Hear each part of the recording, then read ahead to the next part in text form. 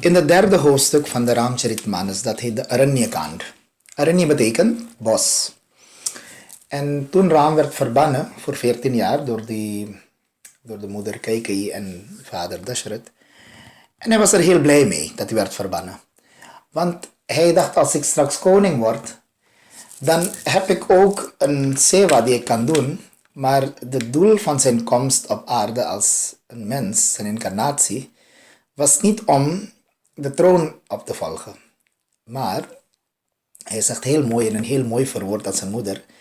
Zijn moeder vraagt, ben je nog niet gebaat? Je moet toch naar het bos? Je moet toch straks op de troon de ceremonie bijwonen?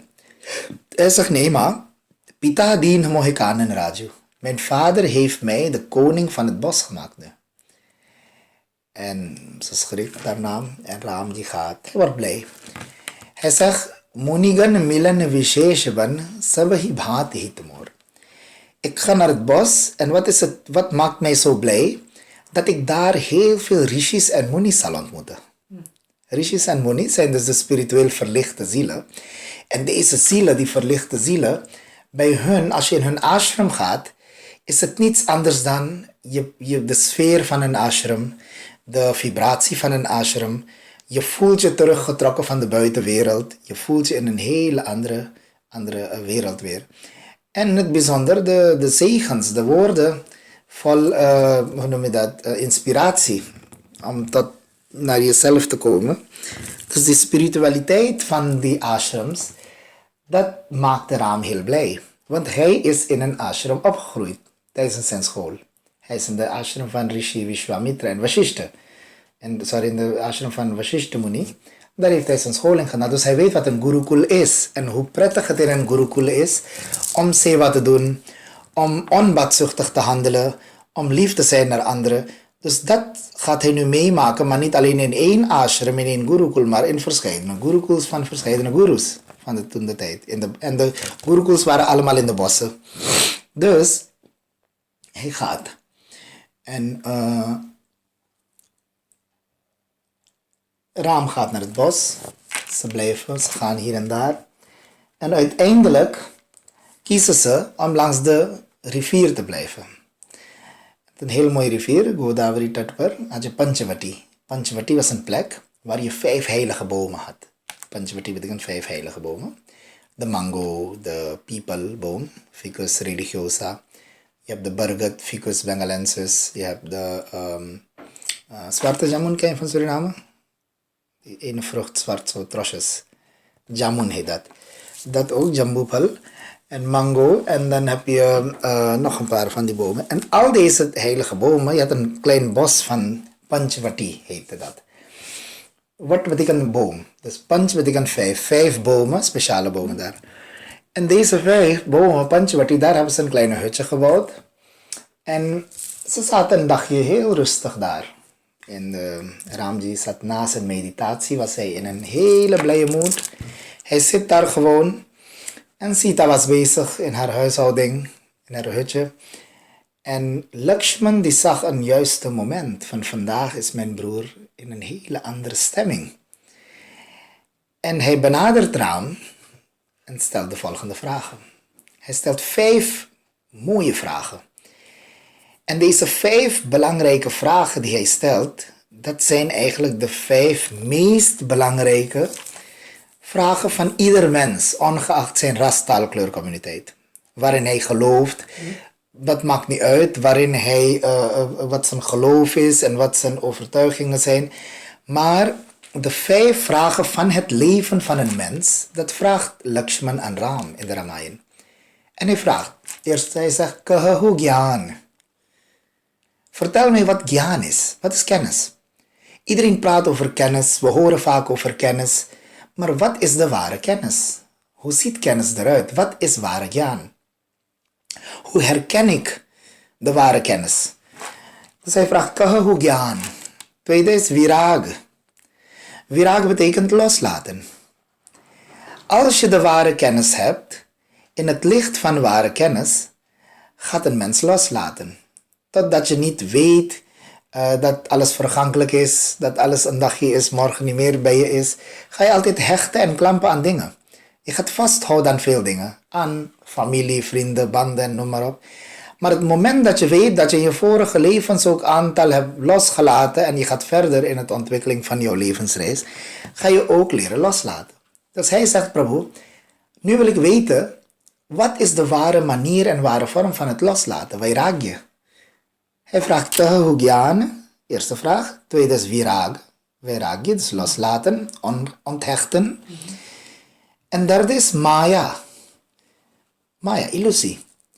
Wij horen vaak mensen praten over Maya is sterk, Maya bindt je vast, Maya laat je vallen.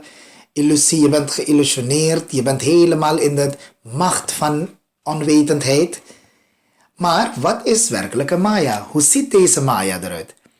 Ik hoor ook dat, zegt Lakshman, ik hoor dat er Maya is bijvoorbeeld die een mens in het diepe dal laat vallen. Dat is de illusie, die glimmende wereld om je heen. Maar tegelijkertijd heb je ook een vorm van Maya die jou meehelpt om de yogische ladder te beklimmen. Ja, het klimmen van de chakras, het openen en schoonmaken van jouw chakras en 3 lichamen, zeg maar. Dat is allemaal ook in de natuur. Dus dezezelfde natuur, als je onbewust bent, dan huil je gewoon daar. Omdat je voelt je dan vastgeklampt erin. En als jij met dezelfde natuur, middels de hulp van dezezelfde natuur en natuurelementen, in dit geval jouw lichaam is ook natuur. Als je dat lichaam goed kan gebruiken op advies van de guru, dan kan jij deze Maya overschrijden. Maar Lakshman stelt de vraag, hoe zit dat in elkaar? Ik wil het van u horen. En Ram zegt hij. Dus een derde vraag is, eerst is Gyaan, tweede is Vairaagy, loslaten. Maya is illusie. En vierde is Bhakti, karo mujhe hidaya. Hij zei, wees genadig, o mijn broer Ram, en leg mij uit wat de ware vorm van Bhakti is. Er zijn zoveel vormen van Bhakti, er zijn zoveel methodes van Bhakti, maar wat is Bhakti eigenlijk? Ja? En dat gaat hij later uitleggen bij Shabri, nadat Sita is weggenomen door Ravan. Dan gaan ze op zoek en dan komen ze aan bij die ene oude vrouw, dat heet Shabri, van lage kasten. En daar als Ram ziet hoe dienstbaar zij is, hoeveel trouwheid zij aan haar guru heeft gehad, ondanks dat ze van lage kasten is, heeft Ram haar een hoge plek gegeven in zijn wereld, op grond van haar bhakti. En daar legt Ram ook heel makkelijk de 9 vormen van bhakti uit. Navadha bhakti heet dat in de Ramayan. En dan zit dat bij bhakti, loslaten. De bhakti betekent devotie. Hoe kan ik mezelf overgeven, liefdevol toewijden aan het bovennatuurlijk, aan God? Hoe moet mijn toewijding zijn? Hoe moet onze toewijding, hoe moeten we ons gaan toewijden of overgeven aan zijn kracht en macht? En hoe moeten wij die bhakti dan doen? Dat is die 4e vraag. En 5e vraag is, ishvar jiva bheda prabhu sakal kaho samjhai. Ishvar en jiva. Bhed betekent, is er verschil? Er is een verschil. Individu en kosmische. De individuele bewustzijn en het kosmische bewustzijn. Individuele ziel en de kosmische ziel. Ishvar en jiva. Ishvar is de kosmische ziel, de grotere dus. Ja? En Ish betekent in Hindi eigenlijk regeren. Ish betekent regeren. Ishvar betekent niet God, maar omdat God regeert over alles, hebben we de naam van God gegeven, regeerder. Dus Ishvar Jiva. Jiva is individuele ziel. Ishvar Jiva Bheda Prabhu. Hij zegt, o Prabhu, o mijn broer Ram, ik wil van jou horen, ja, wat het verschil is tussen individuele ziel en het kosmische ziel. Want wij horen zoveel in de geschriften en lezen ook zoveel van. Maar van u wil ik horen van wat dit is. U bent master, u bent als voorbeeld voor de mens en ook voor mij. Dus deze 5 vragen vind ik heel belangrijk om tot God te komen, tot u te komen. En daarom stelt Lakshman deze 5 vragen. Hij zegt, wat is Gyaan? Wat is kennis, ware kennis? Wat is de ware vorm en manier van loslaten, Vairaagy? Maya, wat is ware illusie? Bhakti, tegenovergestelde van Maya staat Bhakti. Waar er Bhakti is er geen Maya, is er geen illusie. En waar er Maya is, zal er nooit Bhakti zijn. Dus of je bent heel materieel in de klauwen van die illusie, of je bent helemaal bevrijd uit die klauw van illusie op grond van Gyaan en Bhakti. En als laatste vraagt hij de 5e vraag: wat is het verschil tussen individu en God? Hoe zijn ze gerelateerd aan elkaar? En deze 5 vragen, hij vraagt Ram: ik wil dat je me in details uitlegt. Maar Ram zegt: nee, zoveel tijd heb ik niet. We zitten op een plek waarvan de gouverneur de zusje van Ravan is, Surpnakha. En zij komt elke dag hier een beetje bezichtigen, toezicht houden. Alleen weet ze niet dat wij hier zitten. Maar Ram bedoelt eigenlijk, vandaag is ze al onderweg. En vandaag zal het spel beginnen hier. Sita moet ik overdragen aan het element vuur. Tum pawak mahakaroni wasa, jablak karoni sacher nasa. Daar staat. De Sita die eigenlijk werd weggenomen door Ravan, dat was een andere Sita. Dat was niet die Sita die met Ram daar was. De ware Sita heeft Ram overgedragen aan het vuur. Vandaar dat je ziet als Ram terug nadat hij... Ja, nee. In het begin. Waar Ram eigenlijk nu... waar die zus komt en ze snijden haar neus en oor af. Voor deze episode is Sita gewoon in het vuur gegaan. Maar daar praten weinig mensen over. Ja, Sita werd overgedragen. Mensen zeggen, ja, wat voor man was Ram? Kijk, hoe is een vrouw? Nadat zij bij de demonen heeft gewoond. En dan stopt Ram, dan neemt Ram een test van ik wil kijken of je nog even rein bent. En dan moet je uit het vuur komen. Maar mensen lezen de hele Ramayan niet.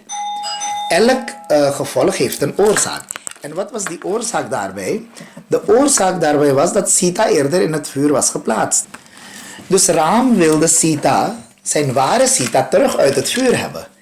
En daarom die Sita die hij had overgedragen aan het vuur, dit is de Chaupai van de Ramayan, Tum pawak mahakaroni wasa, o Sita, totdat ik de demonen ga verslaan, wil ik dat je heel rein in het vuur blijft. De symbolische betekenis hiervan is ook dat van, wat is vuur? Vuur betekent in het licht van kennis. Ja?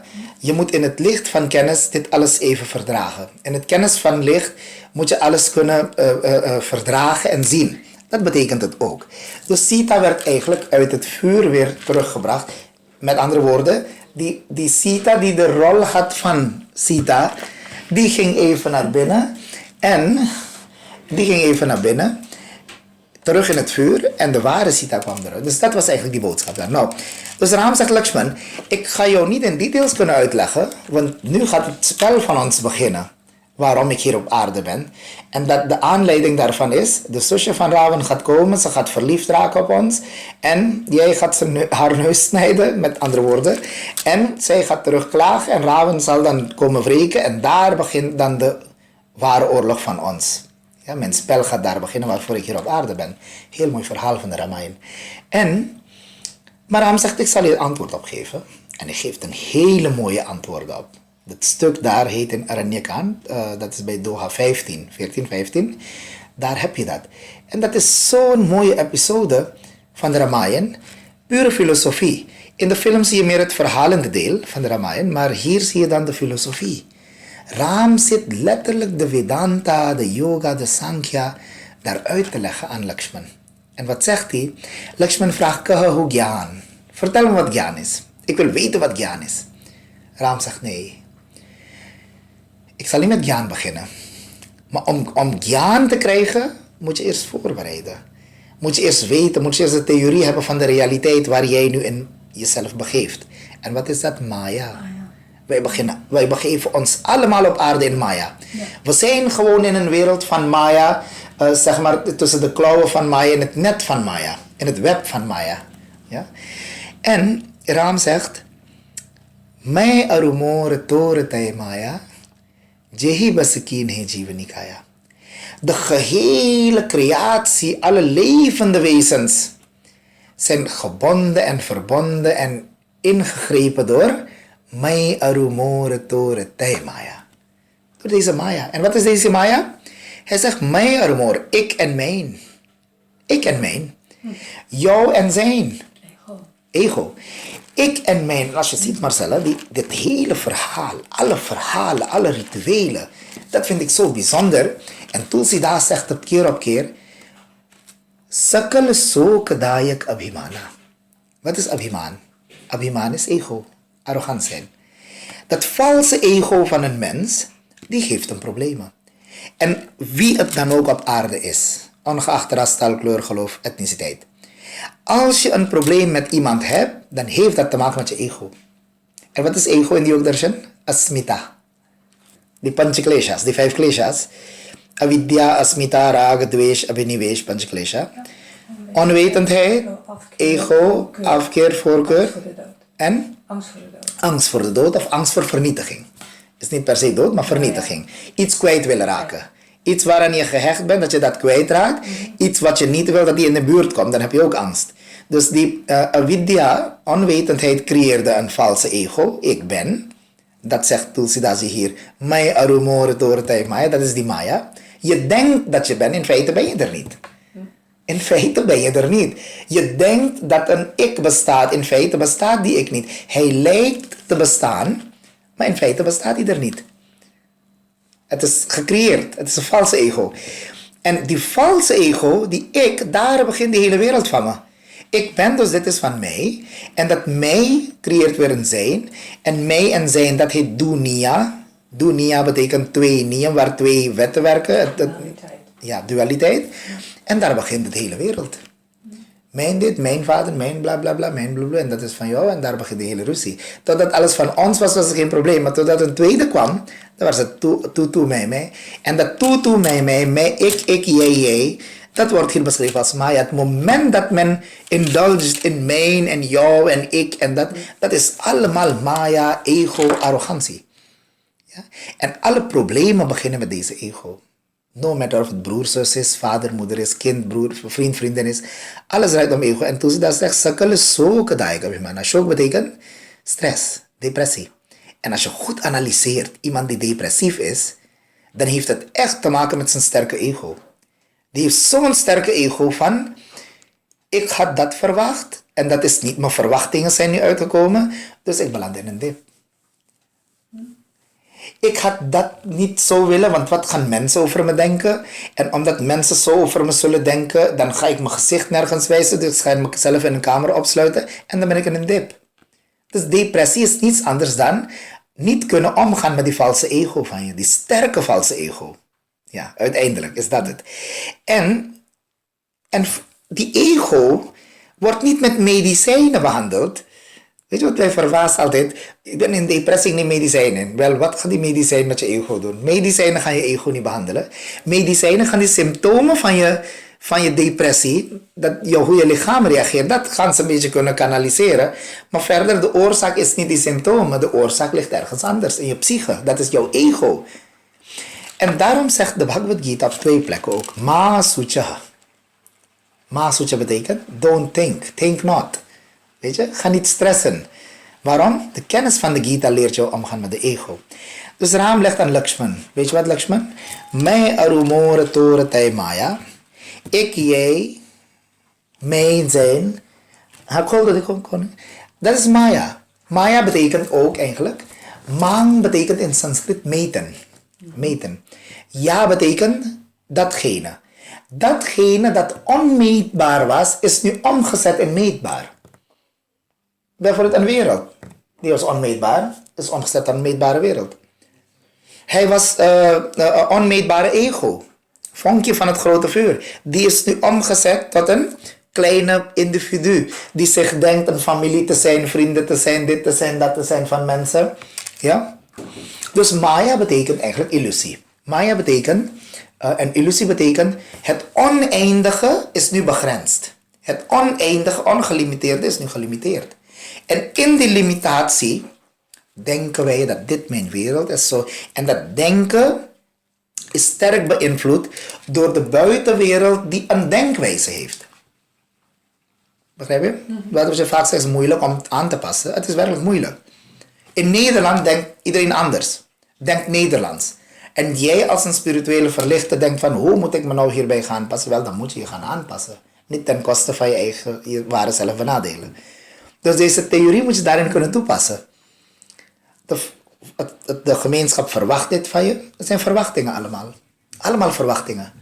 Je mag hun verwachtingen, hoe noem je dat? Verwachtingen voldoen. Aan hun verwachtingen voldoen. Aan hun verwachtingen voldoen. Maar het moet niet ten koste van jouw spirituele nadeel gaan. Dat je jezelf spiritueel benadeelt. En dat zegt Bhagwan hier aan Lakshman van Lakshman. Mij arumore torte maya, jehi basakin he jivanikaya.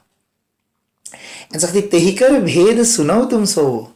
Vidya apar avidya do. De maya heeft twee vormen. Het mooie van deze maya is, zij is op twee manieren te zien. Zij heeft twee kanten, twee gezichten heeft ze, deze maya. Ze is heel mooi, heel verleidelijk, heel aantrekkelijk.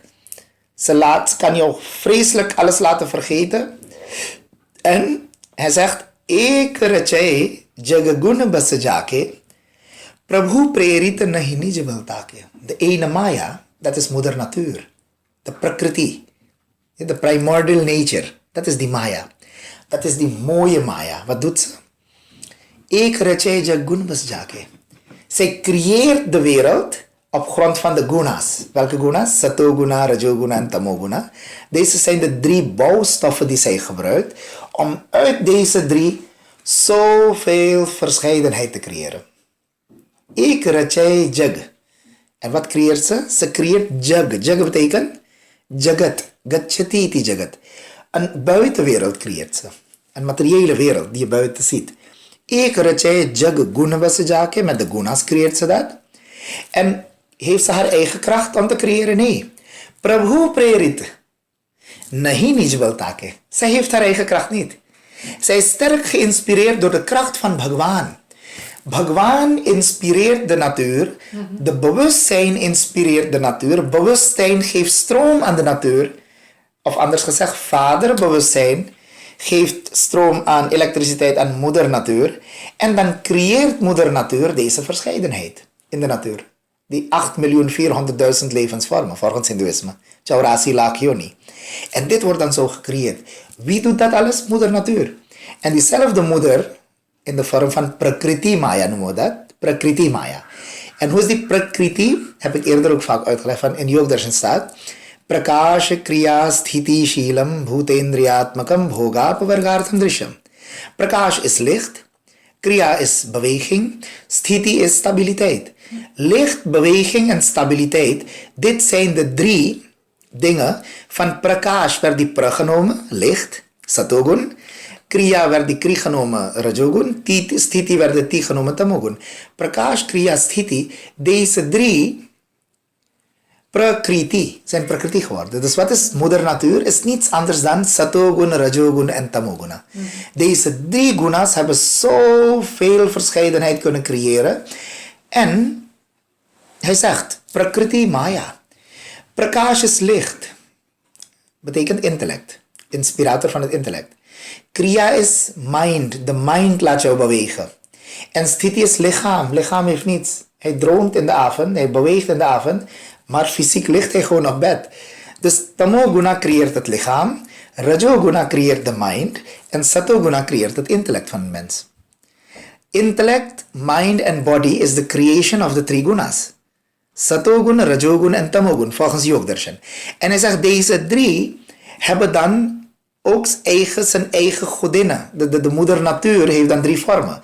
Maha Saraswati, godin van het intellect, of Gayatri, of Savitri. Maha Lakshmi, godin van het hart, rijkdom. En Mahakali is godin van het lichaam. Dus Prakriti wordt geïnspireerd door Brahma. En dat zegt Bhagwan Raman Lakshman van Lakshman. Ek rachai jagagun basajake. Prabhu prerit nahi nijbaltake. God zijn inspiratie. Zij heeft haar kracht niet. De natuur heeft haar energie niet. Ze is de doener. Of doenster, zeg maar. Nederlands gaan zeggen. She is the doer. She is doing everything in the light of the consciousness. In het licht van bewustzijn doet zij alles. In feite heeft zij haar eigen energie niet. De natuur is inert. Zij krijgt energie van de bewustzijn. En hij zegt, ek rachai jagun basajake, Prabhu prerit nahi nijbaltake. En ek dushta atisai dukharupa. Hij zegt, ene maya, ene prakriti, dat is vreselijk dusht. Dusht betekent pijnlijk. Ek dushta atisai dukharupa is heel pijnlijk. Welke is die? Jabas jiva para bhavakupa. Met haar aantrekking valt deze individuele ziel tot de diepste diepten van materiële bling, zeg maar. Ja? En daar heeft hij eerder gezegd, vidya apar avidya do. Je hebt een vidya maya en je hebt een avidya maya. Vidya maya betekent die maya die bij God is altijd. Ja? De godin. Ja, de wederhelft van Bhagwan, zeg maar. Dat was die Satogun, Rajogun, Tamogun. Deze Vidya Maya, door kennis van deze verscheidenheid van natuur, door de ware kennis op te doen, raak je juist bevrijd. Die bevrijdt jou van deze binding. En je hebt één Maya, die andere kant van die Maya. Zij zelf haar andere kant, andere gezicht. Met die gezicht pakt ze de individu en gooit ze in het modder van het materie. Van ga, verdrink daarin, zink. Huil, gil. Dus die ene vorm zet jou in de primordial, ben je gewoon gegooid in die modder. Spring, gil, huil, dans. Krap aan elkaar, trek aan elkaar. Vecht met elkaar. En dat is dan die dushte. Eke dushte atisay dukhrupa. Java se jiva para bhavakupa. Bhavakoop. Koop betekent een put. Bhav betekent aardse. Je bent in die aardse put gevallen. Ja? En dan moet ik gelijk denken aan het mooie verhaal van Boeddha. Een keer vertelde Boeddha aan zijn leerling. Hij kon heel goed met zijn verhalen zijn leerlingen boodschap geven. Hij zei, een dagje was een man heel dronken. Een dronken man.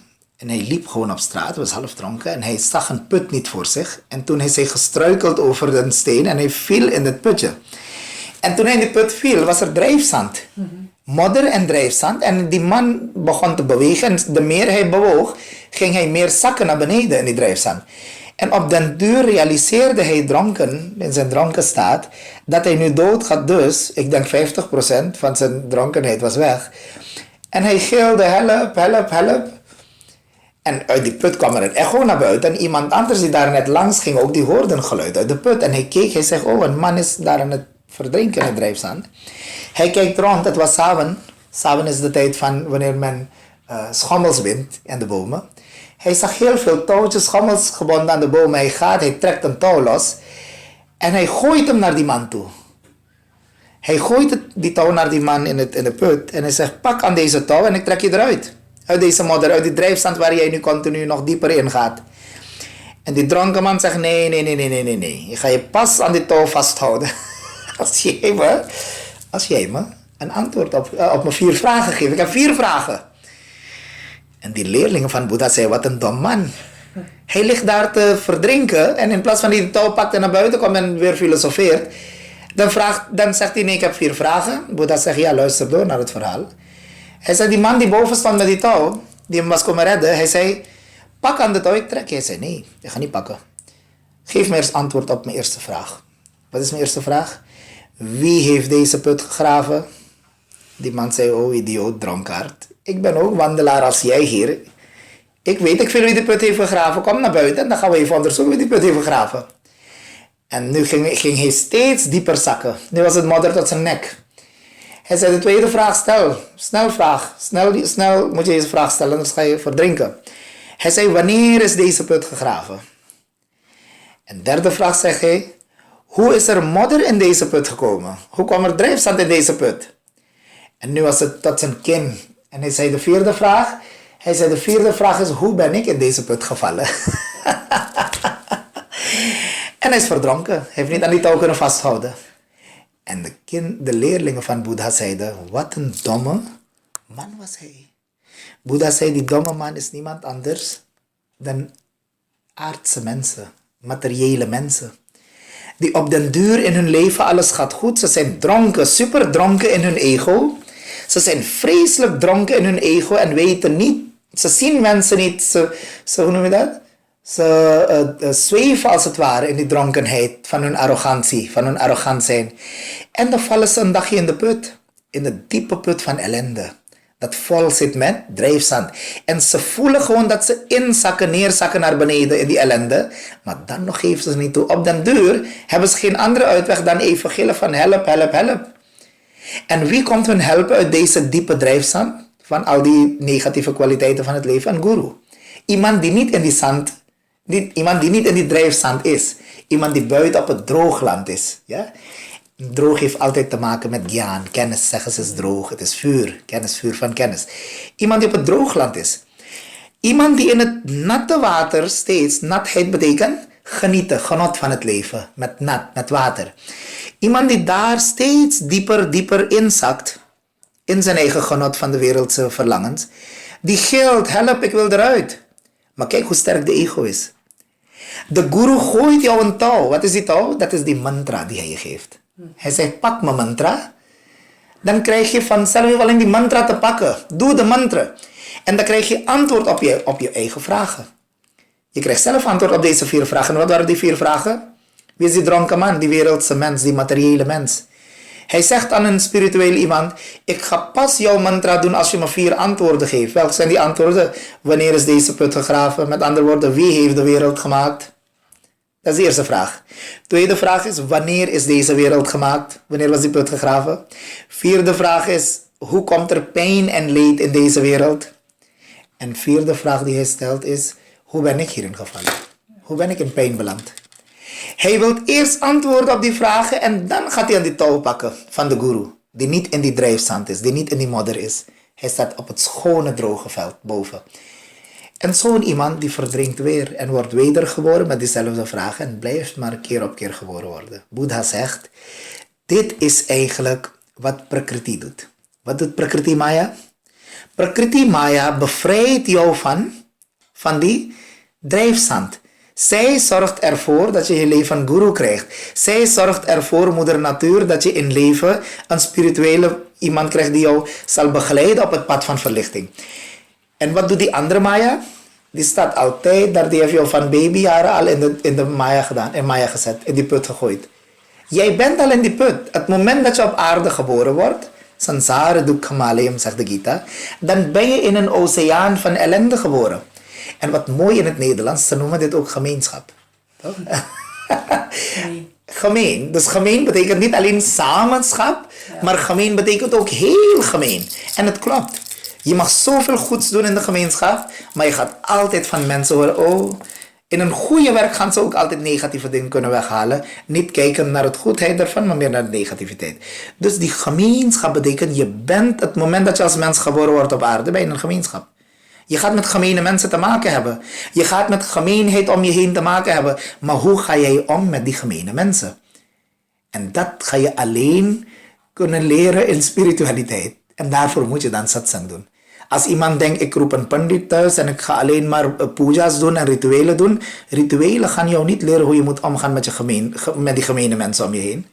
Ze gaan je wel een beetje beschermen, maar dat art of living, de art of leven, dat leer je pas uit een satsang. En daarom heeft mijn Guruji altijd de nadruk gelegd op satsang. Je mag de rituelen doen, het is mooi, het is ons cultuur. Het is heel prettig om rituelen te doen. Kleurrijkheid en geurrijkheid, fleurrijkheid.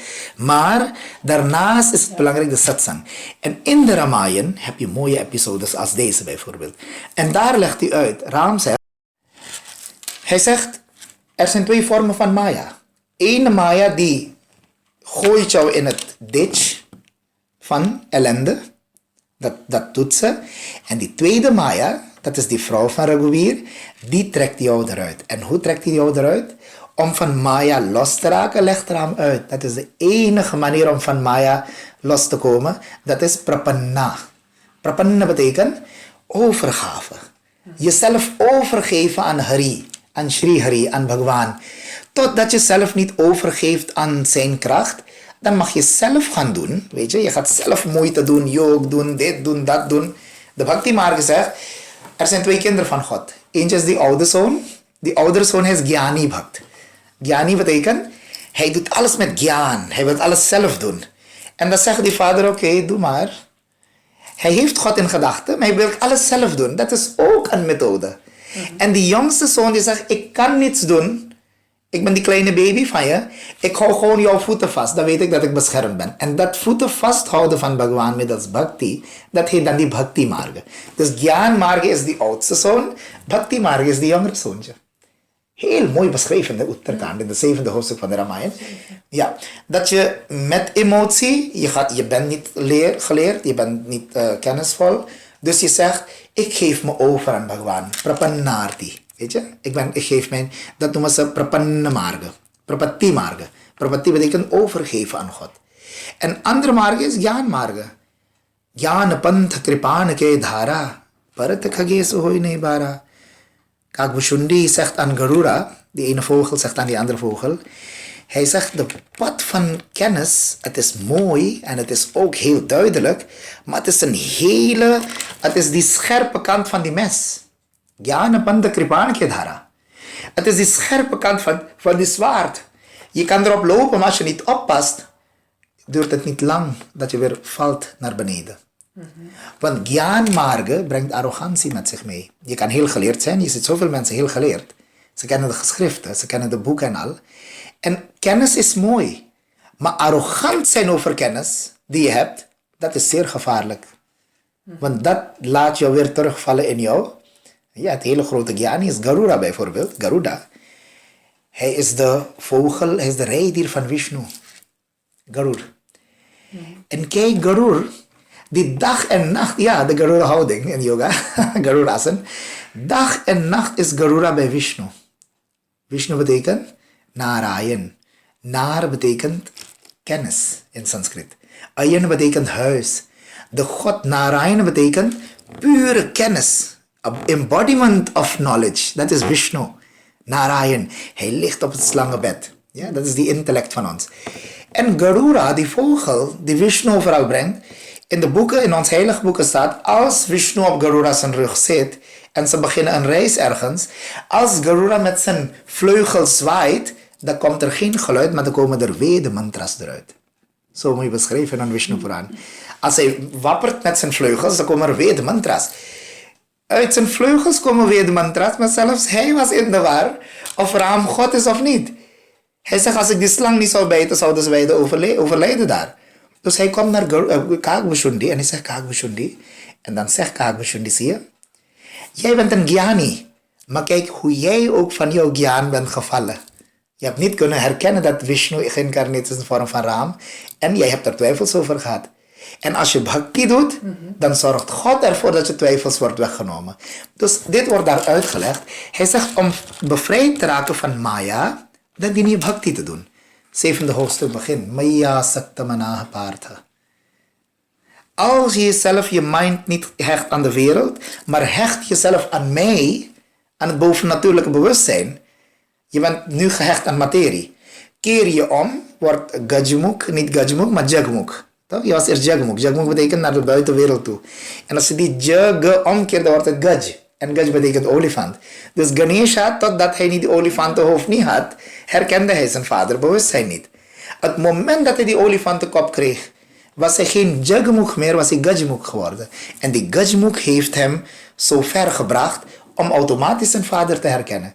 Dus als deze individu zich terugtrekt naar de binnenwereld, middels Bhakti ga je nu introvert worden.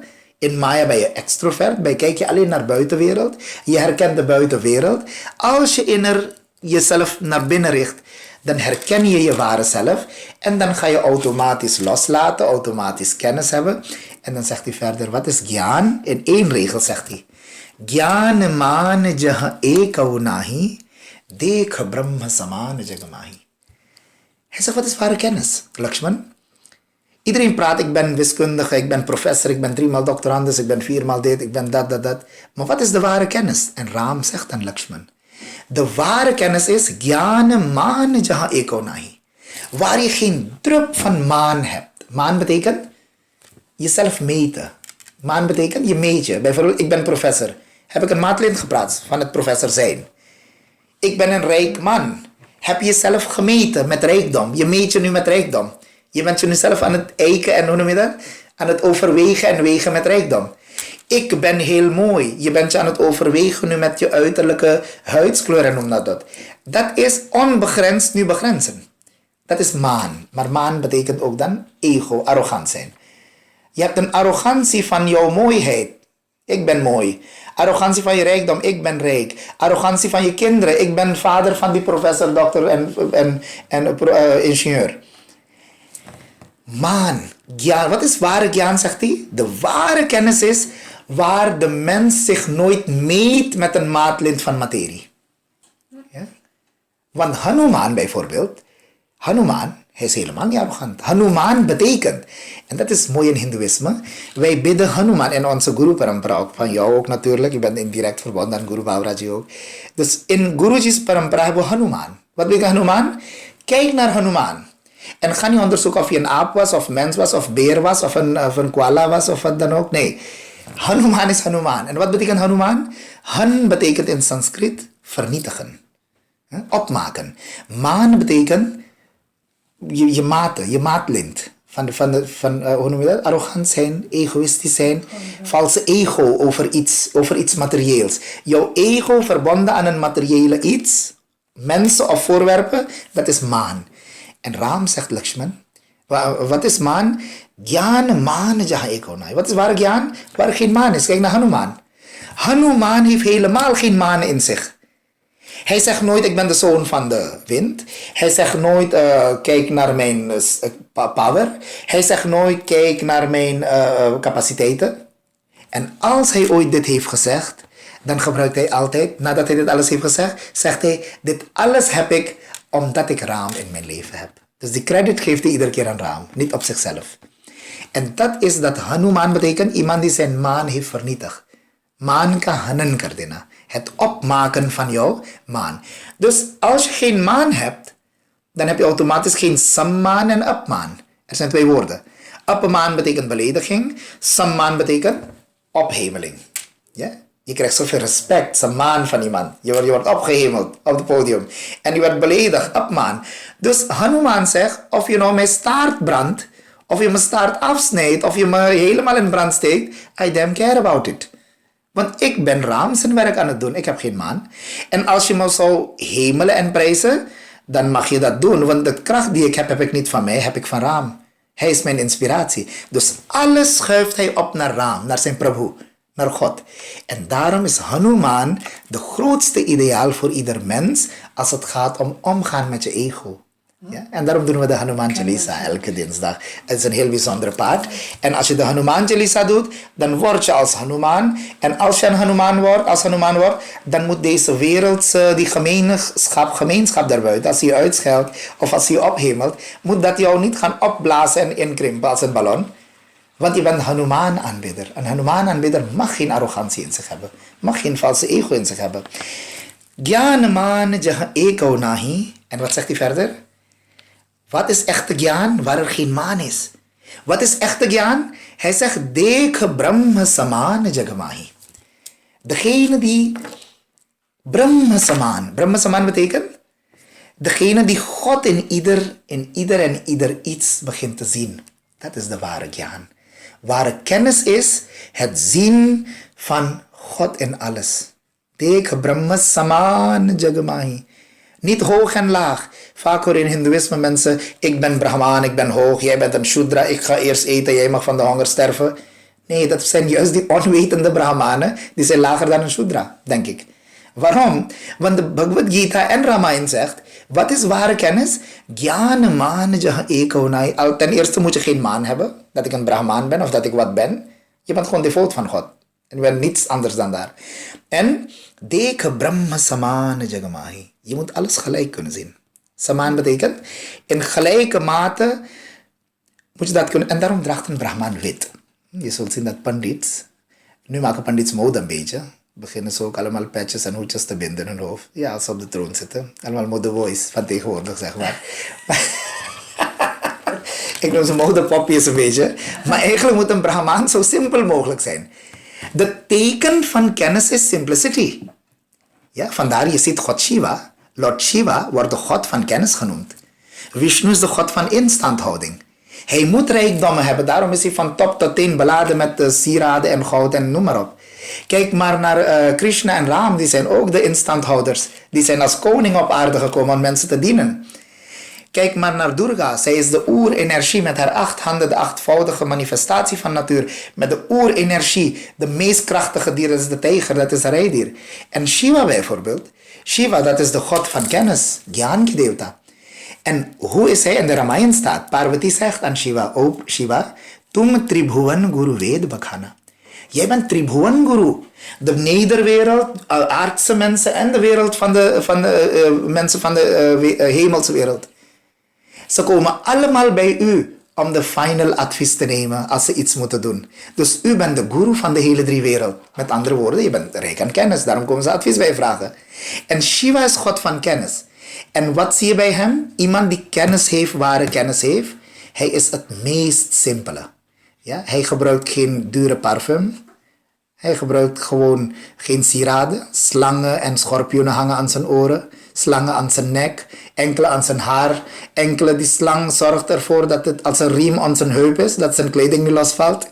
Hij draagt gewoon tijgervelletjes. Hij zet gewoon crematieas op zijn lichaam. Hij gebruikt geen crème en olie, maar gebruikt de ficusmelk om zijn hoofdhaar te binden. Hij is heel simpel. De meest simpele God, meest eenvoudige God, die eenvoud uitstraalt, dat is Shiva. En een Brahmaan, wat is een Brahmaan? Hij symboliseert kennis. Een Brahmaan mag ook geen mode maken, volgens deze stelling. Hij mag niet bling bling en preng preng zijn, wat je nu wel ziet bij de pandits. Dat ze overbeladen zijn met goud en sieraden en des te meer ringetjes in hun hand hebben, dat ze geweldiger ze zich voelen. En ketting aan hun hals. Een Brahmaan moet simpel mogelijk zijn, eenvoudig mogelijk. Want hij symboliseert kennis en daarom draagt hij wit. Hij mag geen andere kleur dragen. Witte kleding is voor de pandit, vastgelegd in onze dharma. Sannyasi draagt oranje, dat is kleding, symbolisch vuur. Hij dient de licht van kennis, warmte van liefde, voortbeweging van vooruitstrevend handelen. Dat moet hij uitstralen en doen ook. Maar een pandit, hij moet wit dragen. En wat zie je nog mooi in het witte kleur? Witte kleur symboliseert niet alleen reinheid.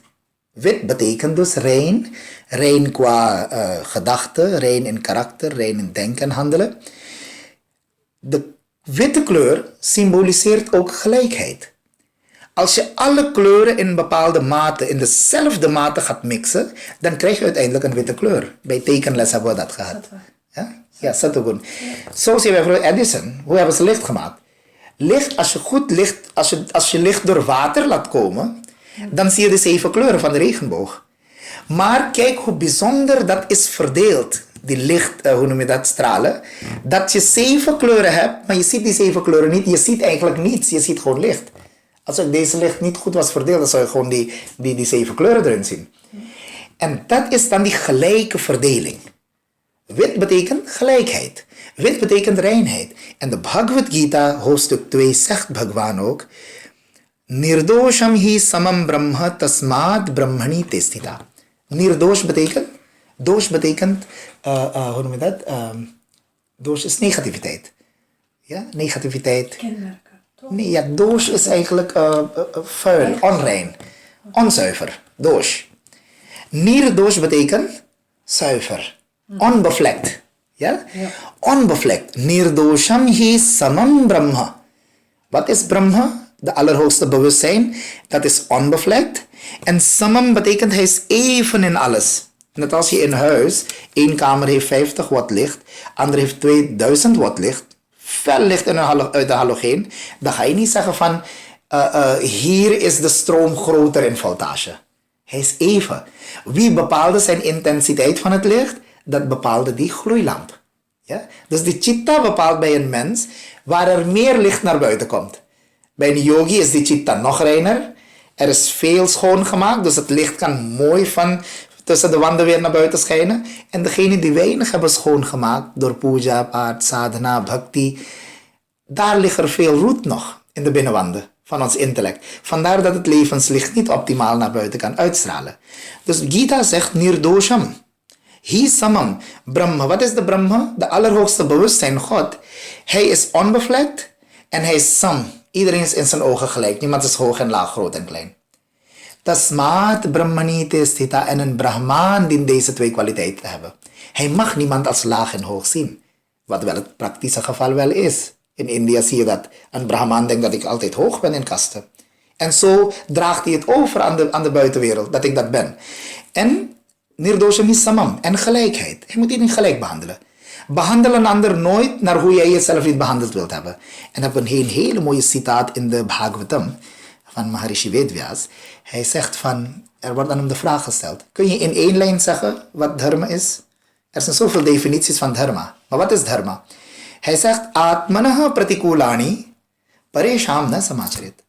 Sruyatam dharma sarvasva srutva chaivavadharyatam. Hij zegt, luister iedereen. Iedereen luister aandachtig naar mij. En luister niet alleen na het luisteren, onthoud het. Srutva chaivavadharyatam. Draag dit wat ik je nu ga zeggen. En wat zegt hij? Atmanah pratikulani paresham na samacharit. Wat jij voor jezelf niet leuk vindt, moet je een ander nooit aandoen. Je vindt niet dat iemand over je roddelt, roddel nu over een ander. Je vindt niet dat iemand jou iets benadeelt, benadeel een ander niet. Dat is dharma. Dharma is alleen dit. En dit vind ik tot vandaag, al die definities die ik heb gelezen in de geschriften, vind ik deze de beste. Doe nooit een ander aan wat jij voor jezelf niet leuk vindt. Wat gij niet wilt dat u geschiet, doe dat ook een ander niet. Ander niet. Staat dat ook in de Bijbelse citaat? Kijk daar. Dit is in de Bijbel zo genomen. Wat is dat weer? Wat gij niet wilt dat u geschiet, wat gij niet wilt dat u geschikt, doe dat ook een ander niet. En dat staat denk ik in de bergreden van Jezus misschien. Ja, ergens in de Bijbel. Anyway. Nou, dit zegt daar over die nirdosh en sam. Ik had het over de pandit, de brahman. Ja? De witte kleding. Gyaan manjah eko nahi. Ram zegt Lakshman. Wat is Gyaan? Waar je helemaal geen maan meer hebt. Geen valse ego meer hebt. Dekh brahma saman jagamahi. O Lakshman. Iemand die in die hoge staat van verlichting is. Waar hij in ieder zichzelf ziet. Atmavat sarvabhuteshu, zegt de Gita. Waar je atma in alle levende wezens. En niet alleen in alle mensen. Maar ook in honden, katten en dieren. En dan heb je nog een mooie slok in de 5e hoofdstuk. Waar hij zegt. Vidya vinaya sampanne brahmane gavihastini. In een kennisvolle brahmaan, die heel nederig is, want kennis geeft jou nederigheid. Als je niet nederig bent, dan ben je de domste in de hele gemeenschap. Dan mag je denken dat je 20 diploma's hebben. Maar als je arrogant bent met je kennis, dan ben je de domste. De Bhagavad Gita zegt, Vidya vinaya sampanne. Na kennis krijg je nederigheid. Iemand die nederig is naar iedereen toe, op grond van zijn hoge kennis. En nummer 1, Brahman, een Brahmanitus. Brahman die kennisvol is, nederig is. Die is een Brahman. Vidya vinaya sampanne Brahmane. Gavi, een koe. Hastini, een olifant. Shuni, een hond. Chaiva shwapakecha. Shwapak mane, iemand die heel laag in kaste is. Shwapak betekent eigenlijk, shwa betekent hond. Een hond die heel leven lang jou heeft zitten waken. Nadat hij vet is geworden, heb je hem afgeslacht en opgegeten, zijn vlees. Ja, en ik zeg in Suriname altijd, aan mijn Surinamers, dat jullie soms ook chandaal zijn. Ja, een lage kast is chandal. Chandal betekent ondankbaar. En ondankbaar betekent shwapak. Shwapak in India waren mensen die honden gingen kweken. En nadat de hond mooi dik en vet werd, werd hij gewoon afgeslacht en opgegeten. En die mensen heten dan shwapak. Shwapak betekent hondeneter. Chandal dus. En dat noemen we ook nog een term chandal. Dus een chandal is iemand die ondankbaar is. En ik zeg aan mensen, je hebt een haan in huis. Die haan heeft je elke morgen wakker gemaakt, koekelekoe. En nadat die haan vet is geworden, heb je hem ook afgeslacht en gebarbecued en opgegeten. Dus jij verschilt niet van een chandal als je dat doet met je haan thuis. Die jou elke ochtend heeft wakker gemaakt. Gita zegt, Vidya vinaya sampanne brahmane. Een brahmaan die nederig is, die heel veel kennis heeft. En die heel humble overkomt. In een brahmaan, gavi in een koe, hastini in een olifant, in een hond, in een hondeneter ondankbare laagkast. Iemand die in al deze mensen dezelfde vonkje van God ziet. Shuni chaiva shvapakecha panditah samdarshina. Die is alleen een pandit. Die is alleen een geleerde. Wie? Degene die samdarshina. Hij ziet in alles God. Natuurlijk ga je ze niet even behandelen. Een olifant ga je niet het eten van een hond geven. Een hond ga je ook niet eten van een olifant geven. Maar je gaat ze respecteren op grond van hun entiteit. Je gaat ze altijd de respect geven met het vonkje van God in ieder. Je gaat niemand disrespecteren naar hoog en laag en klein en groot. En dat wordt daar beschreven in de Bhagavad Gita ook. Van, wat is een pandit? Wie is een gyani? Wie is een geleerde? Iemand die gelijkheid in iedereen ziet. Iemand die het vonkje van God in ieder waarneemt en realiseert. Iemand die gyaan man jah ekavanahi. Dekh brahma saman jagamahi. Je hebt geen maan in je, geen valse ego in je. En je ziet iedereen gelijk. Je behandelt hun met respect. Ja, die behandelt ze niet gelijk. Je behandelt niet iedereen gelijk, let wel. Het is geen samvartina, samdarshina. Je gaat iedereen niet gelijk behandelen, maar je gaat ze met respect behandelen op grond van hun post en hoe noem je dat? Plek, waar ze allemaal zijn. Ram zegt Lakshman, dat is Gyaan. Gyaan manaja ekaunai. En nadat hij Gyaan heeft uitgelegd, zegt hij, kahiya taat so param Vairaagy, trina samsiddhi teen gunatyagi. Hij zegt, de 3 gunas brengen siddhis, toch? Satogun brengt ook siddhi. Siddhi betekent succes. Je bent succesvol door satogun. Krachten? Ja, krachten. Spirituele krachten ook, maar niet alleen spirituele, ook materiële krachten. Materiële winst is ook een siddhi. Je hebt van 10, 100 gemaakt, van 1000 gemaakt, miljoen gemaakt. Je hebt hard voor gewerkt. Dat is ook een siddhi. Dat is een siddhi. Dus materiële vooruitgang en spirituele vooruitgang, beide vallen onder siddhis. Ram zegt Lakshman, kahiya taat so param Vairaagy. Hij is param Vairaagy. Iemand is geweldig goed in loslaten. Wanneer? Als hij trinesam, net een gras. Net als je een gras zou wegblazen. Als je dat wat je in spiritualiteit en materieel hebt kunnen winnen met je yogische krachten en met je lichamelijke krachten. Als je afstand van kunt doen, net alsof je een gras zou kunnen wegblazen, dan ben je een geweldige renouncer. Want, vetgedrukte want, vroeg of laat je alles hierachter. Weet je? Je laat gewoon alles hierachter. Of je nou sattwik hard hebt gewerkt en een ashram hebt gebouwd als een guru, die ga je ook achterlaten. Dus hecht als een guru niet aan een ashram. Of je nou als een wereldse mens een huis hebt gebouwd voor je kinderen en vrouw en noem maar op, of de buitenwereld te wijzen. Die huis ga je ook een dag hier achterlaten voor anderen, niet wetend of ze het wegverkopen en weggenieten van het geld. Dus loslaten van binnen, jezelf onthechten van al hetgene dat je in materie hier hebt op aarde. Dat is, en hoe? Trainen samsiddhi, 10 gunatyagi. De 3 gunas brengen siddhis op het pad. Als je deze siddhis, de wereldse en spirituele en immateriële en materiële, kan afstand van doen, heel makkelijk kan loslaten, dan ben je heel goed aan het loslaten. En als laatst legt hij uit de 2 onderwerpen van Bhakti. Wat is de ware vorm van Bhakti? Hoe dien je jezelf te overgeven aan Bhakti? Hoe het basis van Bhakti zijn geleerden. Ja? Mensen die al op het pad van Bhakti zijn. Dat je hun bijzijn benadert. Dat je benadert bij een guru, bij een Swamiji, een geleerde, een panditji ook, die echt goed op zijn pad bezig is bij zijn spirituele en rituele ontwikkelingen. Als je die benadert, dan ben je in de sfeer. Sfeer betekent bhav. Zonder bhav heb je geen bhakti. Je bent in de sfeer en de sfeer gaat jou pas daarin meenemen. Weet je? Bhakti krijg je niet zomaar. Elke dag je bent 7 maal 24 continu in een wereld waar het 80% of 90% Maya is. Maya betekent iedereen praat over alles in Nederland. Tegenwoordig meer over WK voetbal misschien. Alhoewel Nederland niet deelneemt eraan. Ja. En iedereen praat over alles erop en eraan, behalve over Bhakti. En het is misschien soms heel lastig om in een onderwerp te gaan zitten luisteren waar je niet elke dag mee bezig bent. Maar over een onderwerp die eigenlijk jouw dagelijkse leven beïnvloedt. Of jouw dagelijkse leven heeft daarmee te maken. Jouw eigen realisatie. Maar je hebt er nooit tijd voor gemaakt. Je bent er nooit stil gaan staan van, dit kan ik ook doen of dit moet ik ook doen, want ik ben er, daarom is mijn wereld er. De dag dat ik er niet ben, is mijn wereld er niet.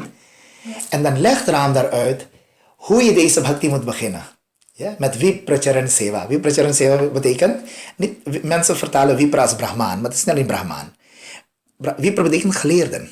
Ja? Vipra betekent vaporan. In Sanskriet heb je een sutra, vaporan. In vap is het werkwoord, daar komt de ran voorvoegsel en niep komt eraan. Dus vipra betekent planten. Ja, vipra betekent eigenlijk landbouwer. Maar welke landbouwer? Een spirituele landbouwer. Iemand die negativiteit uit jouw leven wegtrekt en positiviteit inplant. Positieve dingen inplant. Dat is een vipra. En deze vipras zijn dan ook brahmanen, ook geleerden, ook rishis, munis, sadhus. Begrijp je? Die dit pad bewandelen, die dit pad gekozen hebben om zelf zijn landbouw goed te laten groeien, zijn vruchtbomen, en ook anderen te inspireren Mahamrityunjaya mantra. Mahamrityunjaya, ja. Urvarukam vandana, mrityorvakshemamrita. Goed zo. Dus Sugandhi Pushtivardhanam, daarover gaat het. Om die Sugandhi, dat is die welvaart, welzijn van binnen, Sugandhi. En Pushti betekent welvaart. Welzijn en welvaart in je leven te laten toenemen. Daarvoor is deze Trayambakam Yajamahe. Dat je de Shiva gaat mediteren, dat je spiritualiteit, de spirituele entiteiten in je leven gaat aanroepen. Dat is een vipra. En vipra charan priti betekent niet dat je de hele dag de voeten van zo'n geleerde gaat zitten masseren, drukken. Nee. Charan betekent voeten, de lage delen van zijn lichaam. Dat je daar je hoofd, de ego van je eerst overgeeft. En dan gaat hij je kennis geven. In de Gita staat, in de 4e hoofdstuk, staat geschreven: Tad vidhi pranipatena pariprashnena sevaya updekshanti te gyanam gyaninas tattvadarshina. Ga naar een gyani. Ga naar een geleerde. En hoe moet je gaan? Niet dat je daar gaat en begint met je vragenboek. Ik maak je boek open en begin je vragen te stellen. Nee, hij heeft geen tijd daarvoor. In Indiase traditie ga je eerst naar een gyani. Je doet wat seva voor hem. Ja, seva betekent, door seva ga je eerst die ego van je een beetje kunnen temmen. Nadat je ego getemd is, en je hebt jezelf schoongemaakt van binnen je pot, dan gaat hij dat hele melk daarin van kennis inschenken. En als je pot vies is, gaat een guru zeggen: ga naar huis, zing een beetje liedjes, eet 2 bananen, ga naar huis. Ja. Ga een beetje liedjes zingen in de mandir, eet bara roti en ga naar huis. Verder, je hebt zelf niet eens schoongemaakt. Wat is meditatie? Wat is mantra jap? Als een guru een leerling een mantra geeft, dan geeft hij niet een mantra, hij geeft een zeep. De mantra is een zeep. Met die mantra ga je, met die elke dagse jap, ga je je zeep insmeren in je 3 lichamen. Body, mind en intellect. Je wast hem, je wast hem, je wast hem. En des te meer je die zeep gaat gebruiken, die mantra, des te meer die kennis duidelijk gaat worden wat je in de satsang hoort. Dus marcelle, satsang is belangrijk. Niet alleen yoga oefeningen, maar satsang, niet alleen rituelen, niet alleen yoga oefeningen. Maar satsang is heel belangrijk om over spiritualiteit te praten. En dan zie je in onze geschriften, bijvoorbeeld hier nu in de Ramayan, dat Lakshman, hij zoekt een juiste moment. Hij ziet zijn broer vandaag heel blij zitten. En dan zegt hij: dit is het moment waar ik mijn vraag kan stellen. Hetzelfde doet Parvati bij Shiva. Nadat ze getrouwd zijn, komen ze op Kailash. Parvati gaat niet vragen: waar gaan we op honeymoon? Nee. Het eerste wat hij vraagt is: Prabhu, kun je mij vertellen over Ram, over Bhagwan? Dat is een voorbeeld voor onze hindoe. Dames, vrouwen en mannen. Maar dan zie je, ze doen nakkel zonder akkel. Nakkel betekent naapen zonder zijn hersen te gebruiken. Ze zijn net als apen. Een andere doet het, dus ik ga het ook nadoen. Anderen gaan na de huwelijk naar honeymoon, dus wij gaan ook. Maar je kunt ze niet kwalijk nemen. Ze gaan niet naar satsang, ze luisteren niet naar de Ramayan. Dus ze komen nooit op het idee van: oh, Parvati is heel gelukkig met Shiva, heeft een gelukkig leven met Shiva, omdat na de huwelijk zij niet naar een honeymoon gaan, maar ze kiezen te gaan naar een guru. Of Parvati vraagt zelf aan de guru van de 3 lokas Shiva: vertel mij over Ram. Met andere woorden, na een huwelijk moet een echtpaar in satsang gaan zitten, om de kennis daar te krijgen. Maar in plaats van in satsang te gaan, gaan ze naar honeymoons en dat hele leven wordt dan ook net een honeymoon. Ja? My husband, iemand stuurde me een appje. Wife is cute when she is mute. The wife is cute when she is mute. And the husband is honey when he gives money. Dus honeymoon brengt honey met zich mee. En als honey opraakt, dan zegt die vrouw: er is geen honey meer, ik ga een andere honey zoeken. Dus na de huwelijk dient iemand zich te begeven naar satsangs.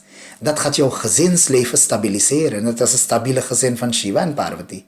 In tegenstrijdige toestanden ook ga je dan heel gelukkig zijn in je gezin. En daarom zegt Raman Lakshman, kijk, dit is de ware vorm van Bhakti. En als laatst legt hij uit het band van jiva en ishvar. Hoe de ziel gerelateerd is met God. God is het grote vuurbal. En deze jiva, de individu, is een vonkje van het vuur. Kwalitatief verschilt de mens niet van God. Hij heeft ook satyam, gyanam, anantam in zich. En kwantitatief verschilt hij wel heel groot. God is het vuurbal, hij is het vonkje van het vuur. Ja? Dit staat in de Ramayan zo mooi beschreven. En dan zie je daar dat hij dat uitlegt. Om God te realiseren hoef je niet gelijk bij God aan te komen. Analyseer je ware zelf. Jouw jiva-atma, jouw ziel, individuele ziel, is een evenbeeld van het grotere ziel. Als je deze ziel hebt gerealiseerd, zelfrealisatie is godsrealisatie. De ene is het vonkje voelen en de andere is het grote vuur voelen. Ja? Kwalitatief hebben de vonkje en vuur hetzelfde kwaliteit. In de Gita van Krishna zegt tegen Arjuna, ik ben niet in u, u bent allen in mij. Ja. Dat vond ik een mooie. Ja, is een mooie slok. Ja. Mooi. Ik ben niet in jullie, jullie zijn allemaal in mij. Ja? En dan heb je ook Mamai Vansho Jiva Loke Jiva Bhuta Sanatana. Elke individu hier op aarde is maar mijn vonkje. Mamai Vansho Jiva Loke, zegt hij. En hij zegt, Arjun, wat zegt hij daar? Ik ben in ieder hart, zegt hij. Hrid Deshe Arjun Tishtati. Hij zegt, Samoham Sarvabhuteshu. Ik ben in iedereen gelijk en ik ben in ieder hartje. Brahmayan Sarvabhutani Yantraruhani Maya. In alle lichamen als een voertuig ben ik daar aan het wandelen. Dus het individuele ziel is niet verschillend van het kosmische ziel. Hij is in een bepaalde staat.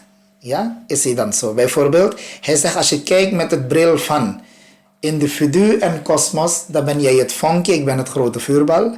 Hij zegt als je kijkt met het bril van de materiële wereld, zegt hij van jij bent mijn broertje en ik ben jouw oudere broer. Als je kijkt met het bril van zielstheorie, dan ben jij maar een vonkje en ik ben het grote vuurbal. En als je kijkt uit de tattva-drishti, het essentie van alle kennis, dan ben jij en ik niet twee, maar één. Wij lijken apart vonkje en vuur te zijn. Dat zijn allemaal gradaties van hoe je kijkt naar iets. Heel mooi uitgelegd in deze episode. En dat heb je in dit wat ik allemaal heb verteld, komt voor in de derde hoofdstuk van de Ramayan, Aranyakand. Ja, derde hoofdstuk. Aranyakand, hoofdstuk derde. En dat is bij Doha. Dat is die verse, stopversjes, Doha, 14 of 15. Daar begint het. Hele mooie episode om te bestuderen. Ja.